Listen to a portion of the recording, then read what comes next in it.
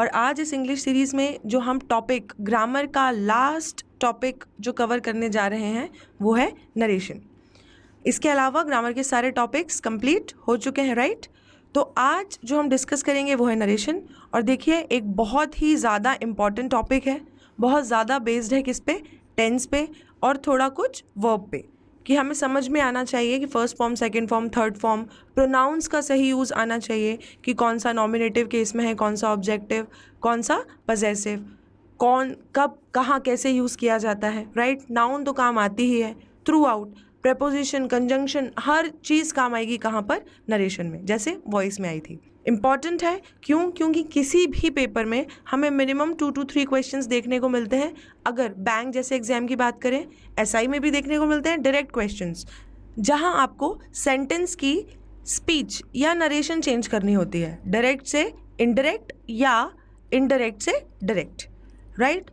और एसएससी जैसे एग्जाम में क्वेश्चंस भी देखने को मिल जाते हैं, राइट। तो चलिए शुरू करते हैं, बहुत इंपॉर्टेंट टॉपिक नरेशन। तो चलिए शुरू करते हैं नरेशन। और पहले हम समझते हैं कि नरेशन होता क्या है।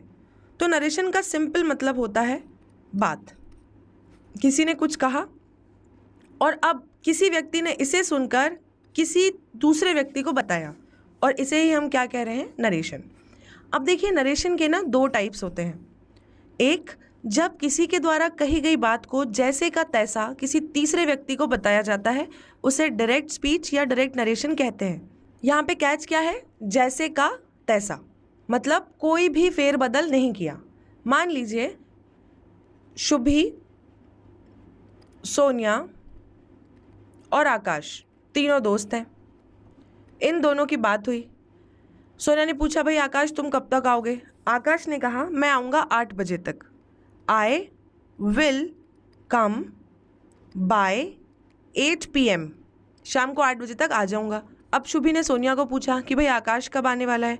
तो सोनिया ने कहा वो 8 बजे तक आएगा।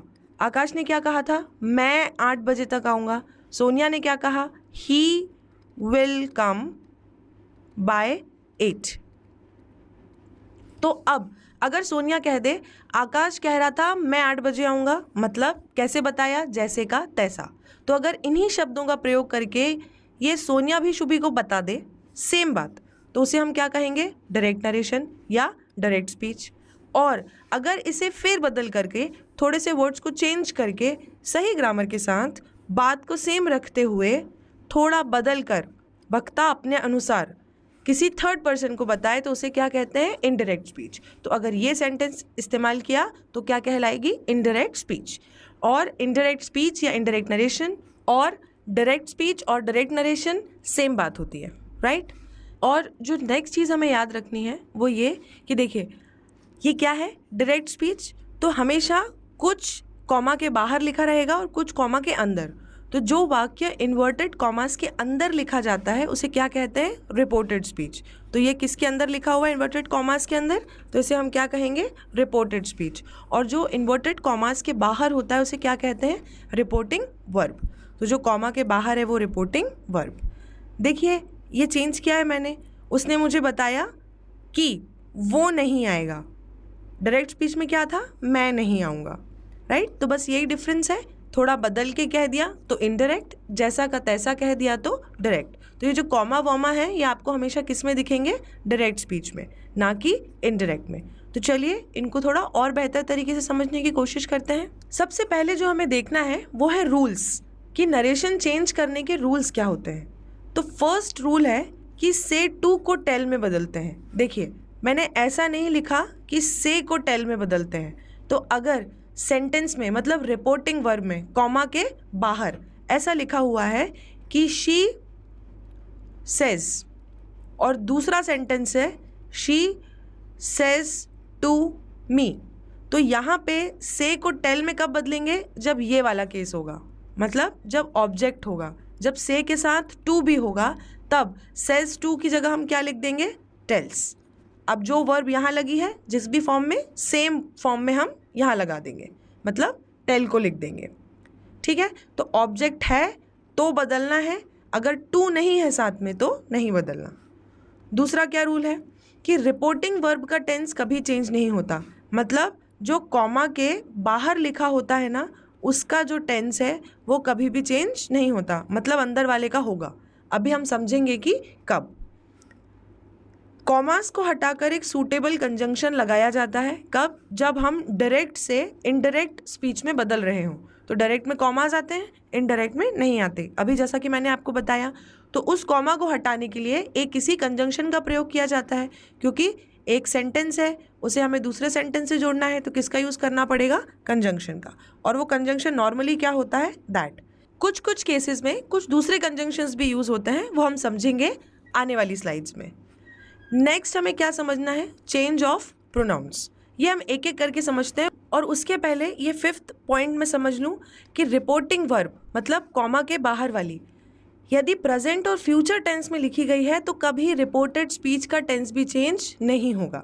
मतलब जो मैंने कहा कि रिपोर्टिंग वर्ब का टेंस कभी चेंज नहीं होता, जो बाहर लिखा हुआ है उसका तो नहीं होगा, अंदर वाले का भी तब नहीं होगा जब रिपोर्टिंग वर्ब प्रेजेंट या फ्यूचर टेंस में लिखी गई हो, मतलब सिर्फ किस में होगा?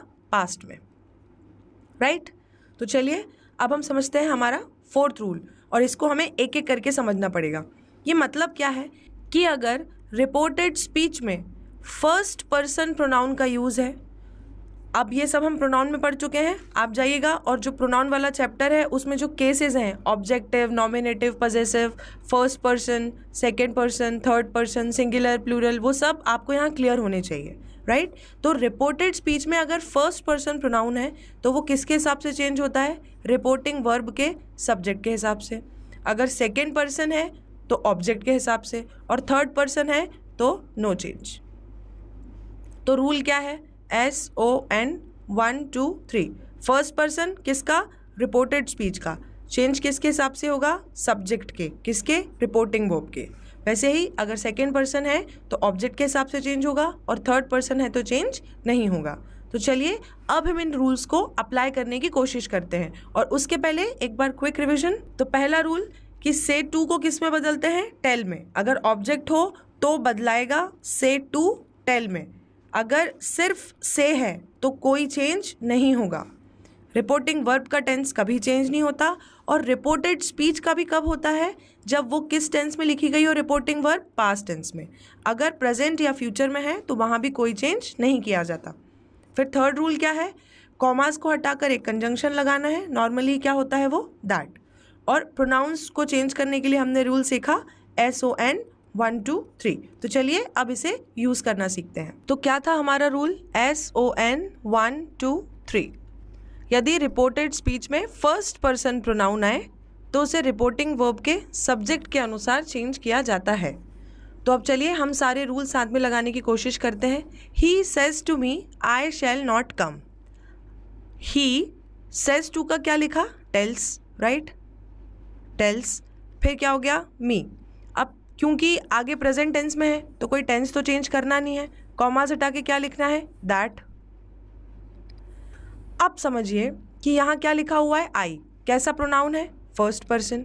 तो किसके हिसाब से चेंज होगा? सब्जेक्ट। सब्जेक्ट क्या है? ही। और यहाँ भी हमें सब्जेक्ट बनाना है तो हमने क्या यूज़ कर लिया? ही, राइट? आई के साथ शैल, बट ही के साथ विल।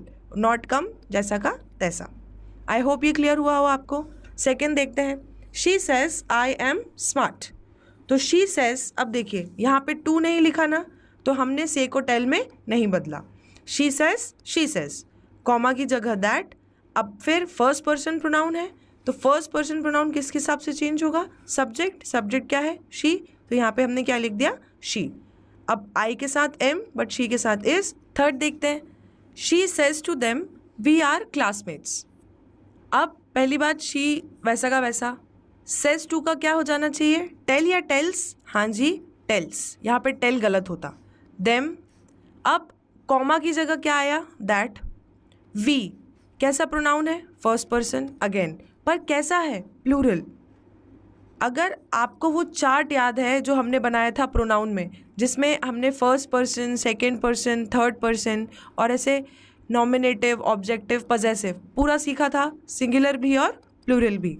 तो वहाँ से अगर हमें क्लियर होगा, ये चार्ट समझ में आएगा, तो हम यहाँ पे जो कन्वर्जन है प्रोनाउन का वो बहुत ईजीली कर पाएंगे। तो यहाँ हमें कैसा प्रोनाउन चाहिए था? प्लूरल। शी का प्लूरल क्या होता है? दे। फर्स्ट पर्सन है, किसके हिसाब से चेंज होगा? सब्जेक्ट, सब्जेक्ट क्या है? शी, सिंगुलर है, हमें क्या चाहिए? प्लूरल, तो शी का प्लूरल दे। अब वी के साथ भी आर, दे के साथ भी आर, और क्लासमेट्स। करेक्ट है। कब? जब टेल की जगह क्या हुआ? टेल्स। आई होप आपको SON 1 2 3 में से ये क्लियर हो गया हो। चलिए इसकी तरफ बढ़ते हैं। यदि रिपोर्टेड स्पीच में सेकेंड पर्सन प्रोनाउन आए तो उसे रिपोर्टिंग वर्ब के ऑब्जेक्ट के हिसाब से चेंज किया जाता है। SON 1 2 3। फर्स्ट एग्जाम्पल देखते हैं। I say to her you can come to my place. तो आई से टू की जगह टेल हर, कॉमा की जगह दैट, यू कैसा प्रोनाउन है? Second person pronoun. किसके हिसाब से चेंज होगा? ऑब्जेक्ट के हिसाब से। अब हमें ज़रूरत किसकी है? सब्जेक्ट की। तो हर यहाँ तो ऑब्जेक्ट है, यहाँ क्या है? सब्जेक्ट। तो क्या लिख दिया हमने? She can come to my place. ये सही है क्या? नहीं, सिर्फ ये वाला प्रोनाउन थोड़ी चेंज करना है, ये भी तो करना पड़ेगा। अब ये क्या है? First person. फर्स्ट पर्सन किसके हिसाब से चेंज होगा? सब्जेक्ट। सब्जेक्ट क्या है? आई, इसीलिए ये चेंज नहीं हुआ। अगर कुछ और होता तो ये भी चेंज होगा। ज़रूरी नहीं है कि जो फर्स्ट प्रोनाउन है बस वही देखना है, आपको थ्रू आउट देखना है प्रोनाउन, राइट? तो ये करेक्ट है। नेक्स्ट देखिए, I say to you you are a great support to me. Say to का क्या हो गया? Tell. I tell you, commas की जगह दैट। अब you second person object, object भी यू, तो चेंज ही नहीं हुआ। You are a great support to me. अब ये फर्स्ट पर्सन भी आई है, यहाँ पे ऑब्जेक्ट की ज़रूरत थी, इसीलिए मी, राइट? नेक्स्ट देखिए, she says to him your toys are better than my toys. अब यहाँ देखिए थोड़ा बदलेगा। लड़की ने लड़के से कहा कि मेरे खिलौने तुम्हारे खिलौनों से ज़्यादा अच्छे हैं। तो सेज टू का तो टेल्स हो गया, हमने जो कॉमा थे उसकी जगह दैट लगा दिया। अब देखिए ये सेकेंड पर्सन था, किसके हिसाब से चेंज होगा? ऑब्जेक्ट। ऑब्जेक्ट क्या है? हिम, मतलब ये तो ऑब्जेक्टिव केस है। नॉमिनेटिव केस क्या है? ही, और पजेसिव केस क्या है? His, right? अब यहाँ पे कौन सा केस था? नॉमिनेटिव कि ऑब्जेक्टिव कि पजेसिव? ये सब मुझे अगर समझ में ही नहीं आएगा तो मैं ये कन्वर्जन कैसे करूँगी, राइट? इसलिए मैं बार बार बोल रही हूँ, ये क्लियर होना बहुत ज़रूरी है। तो ये कौन सा केस है? पजेसिव। तो यहाँ भी कौन सा केस आया? Possessive. His toys are better than her. अब ये माई मतलब first person pronoun. First person pronoun किसके हिसाब से चेंज होगा? सब्जेक्ट। सब्जेक्ट क्या है? शी। तो यहाँ पे भी हमें कौन सा केस चाहिए? पजेसिव। शी का पजेसिव क्या होता है? हर। तो यहाँ पे क्या लिख दिया? हर, राइट? नेक्स्ट देखिए, he says to them you are welcome to our party. एक ये है, एक ये है। सेज टू का हो गया टेल्स, कॉमा का हो गया दैट। अभी यू अगेन सेकेंड पर्सन, यहाँ पे ऑब्जेक्ट क्या है? देम, तो देम का nominative they. Are welcome to, are किसके हिसाब से चेंज होगा? सब्जेक्ट के हिसाब से, राइट? और ही मतलब यहाँ पे मुझे कौन सा प्रोनाउन चाहिए है? प्लूरल। ही कैसा है? सिंगुलर, तो इसका प्लूरल क्या होता है? दे। तो इसीलिए हमको प्रोनाउन कौन सा यूज़ करना पड़ेगा? दे। पर किस केस में? पजेसिव, क्योंकि यहाँ कौन सा केस था? पजेसिव, इसीलिए दे का possessive there.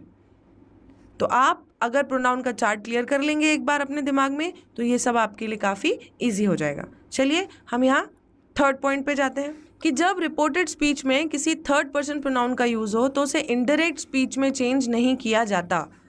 SON 1 2 3, third person में no change. He says to me he is a bad boy. He tells me, अभी तो आप समझ गए, सेज टू का हो गया टेल्स, कॉमा का हो गया दैट। ही कैसा है? थर्ड पर्सन, कोई चेंज नहीं किया, वैसा का वैसा, right? I say to him, again comma की जगह दैट लगा दिया, से टू की जगह टेल लगा दिया।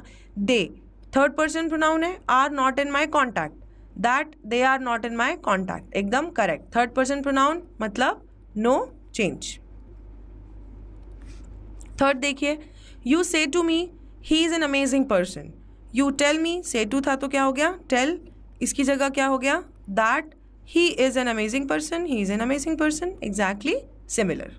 तो आई होप आपको ये SON 1 2 3 मतलब अगर रिपोर्टेड स्पीच में फर्स्ट पर्सन प्रोनाउन हो तो उसे रिपोर्टिंग वर्ब के सब्जेक्ट के अनुसार, सेकेंड पर्सन प्रोनाउन हो तो रिपोर्टिंग वर्ब के ऑब्जेक्ट के अनुसार चेंज किया जाता है, और अगर थर्ड पर्सन प्रोनाउन हो तो उसमें कोई भी चेंज नहीं किया जाता, राइट? तो चलिए अब हम बढ़ते हैं थोड़ा आगे और कुछ दूसरे नियम समझने की कोशिश करते हैं।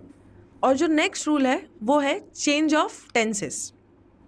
हमने ये तो सीख लिया कि अगर रिपोर्टिंग वर्ब प्रेजेंट टेंस या फ्यूचर टेंस में हो तो कभी भी इनडायरेक्ट स्पीच में रिपोर्टेड स्पीच या इनडायरेक्ट नरेशन में सेम बात है, रिपोर्टेड स्पीच के टेंस को कभी चेंज नहीं किया जाता, प्रेजेंट टेंस में है या फ्यूचर टेंस में है।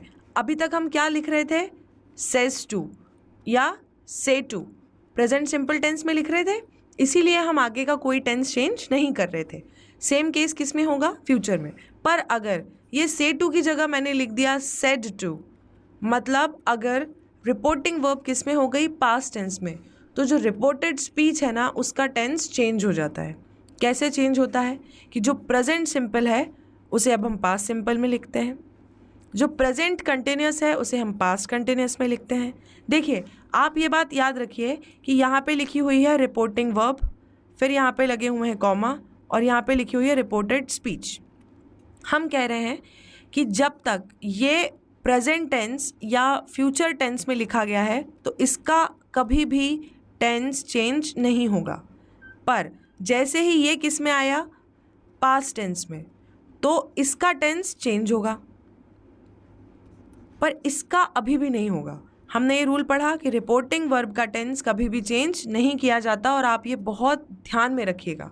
चेंज किसका होगा, रिपोर्टेड स्पीच का। कैसे कि प्रेजेंट सिंपल है तो पास्ट सिंपल कर दो, प्रेजेंट कंटिन्यूस है तो पास्ट कंटिन्यूस कर दो, प्रेजेंट परफेक्ट है तो पास्ट परफेक्ट कर दो, प्रेजेंट परफेक्ट कंटिन्यूस है तो पास्ट परफेक्ट कंटिन्यूस कर दो। ये तो सिंपल है कि प्रेजेंट को किस में बदल देना है, सिंपल पास्ट में। पास्ट सिंपल या सिंपल पास्ट में नहीं, सिंपली पास्ट में। I hope you got it. Past tense का क्या करना है कि जब रिपोर्टिंग वर्ब भी पास्ट टेंस में है और रिपोर्टेड स्पीच भी पास्ट टेंस में है तो भाई पास्ट सिंपल को बदल दो पास्ट परफेक्ट में। देखिए हमारे पास 4 टेंस होते थे, सिंपल, कंटिन्यूस, परफेक्ट और परफेक्ट कंटिन्यूस। तो जब हम पास्ट टेंस की बात करते हैं रिपोर्टेड स्पीच में तो हमेशा एक छोड़ के चेंज करते हैं। सिंपल को चेंज करते हैं परफेक्ट में और कंटिन्यूस को चेंज करते हैं परफेक्ट कंटिन्यूस में। और 2 जो बच गए, पास्ट परफेक्ट और पास्ट परफेक्ट कंटिन्यूस, उसमें कोई चेंज नहीं होता। आई होप क्लियर हो गया हो आपको ये।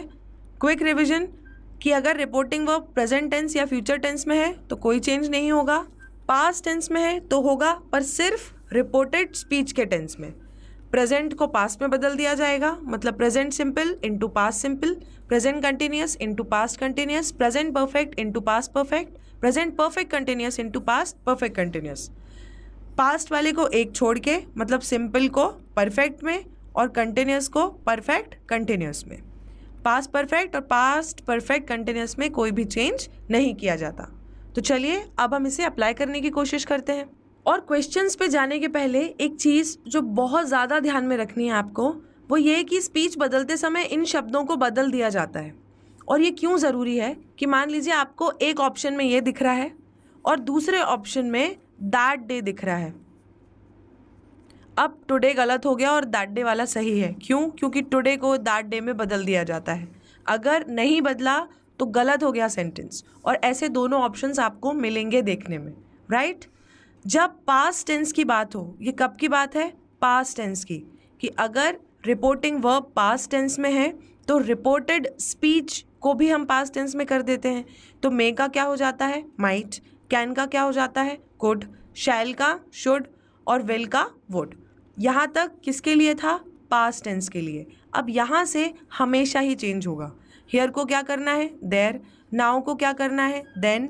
टुडे का दैट डे, यस्टरडे का प्रीवियस डे, टुमारो का फॉलोइंग डे या नेक्स्ट डे। अब अगर मुझे बोलना है नेक्स्ट मंथ, मतलब अगर डायरेक्ट स्पीच में लिखा हुआ है नेक्स्ट मंथ, तो अब मैं उसे इनडायरेक्ट स्पीच में क्या लिखूंगी? Following month.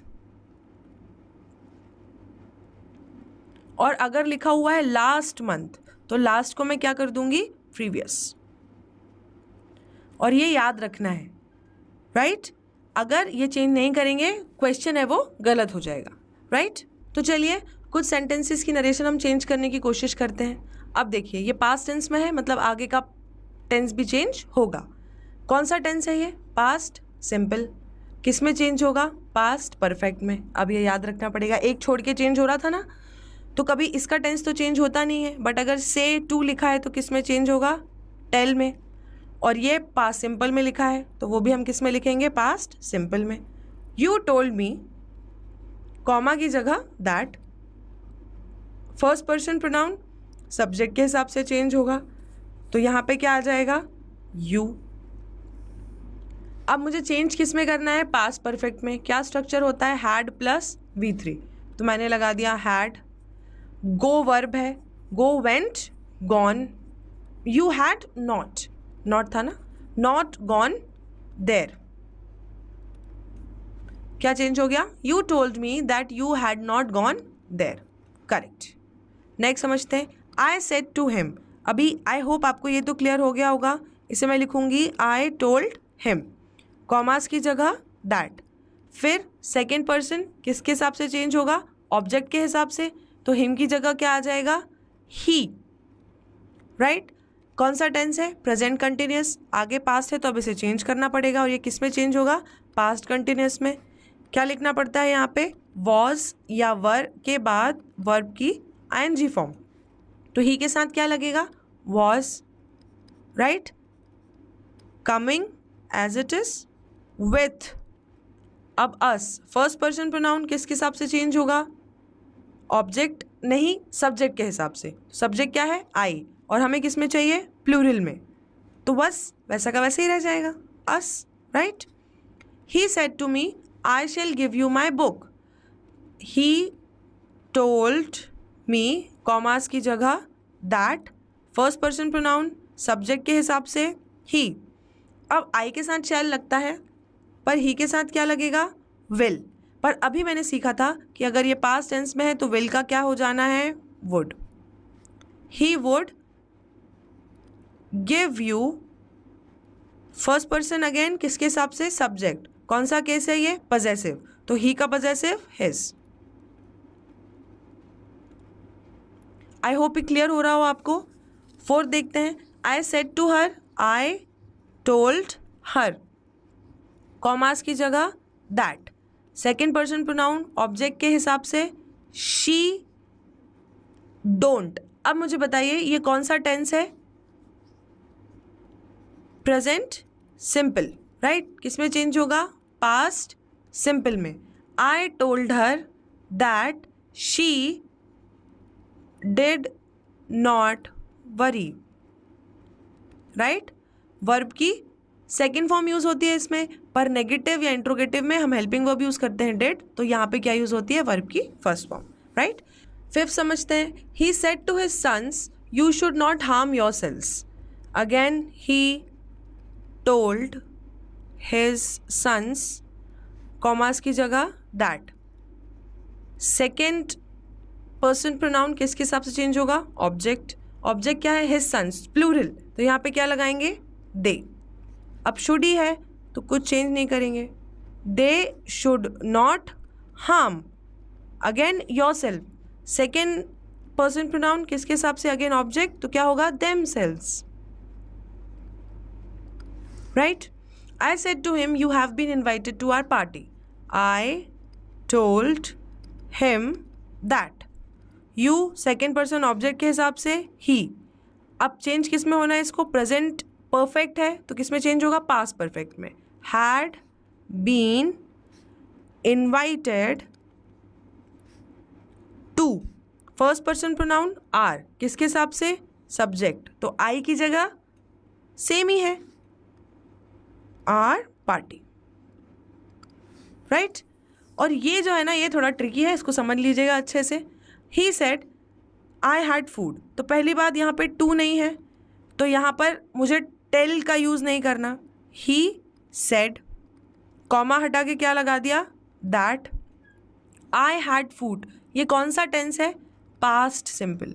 पास्ट सिंपल किस में बदलता है, पास्ट परफेक्ट में। पास्ट परफेक्ट का क्या स्ट्रक्चर होता है, हैड प्लस वर्ब की थर्ड फॉर्म। अब आप समझिए ये क्या लिखा हुआ है, सब्जेक्ट, वर्ब की सेकेंड फॉर्म, ऑब्जेक्ट। अब इसे बदलना है पास्ट परफेक्ट में, तो पहले आई किसके हिसाब से बदला, ही के हिसाब से, तो ही। पास्ट परफेक्ट में बदलना है तो हमने लगाया हैड, ये क्या थी, हेल्पिंग वर्ब। अब खाने वाला हैव का थर्ड फॉर्म क्या हुआ? हैड। देखिए ये सेकेंड फॉर्म था, ये थर्ड फॉर्म है, राइट? फूड। और ये सेंटेंस करेक्ट है। He said that he had food. I hope आपको ये जो मैंने चेंज किए नरेशन वो एकदम क्रिस्टल क्लियर समझ में आ गई हो।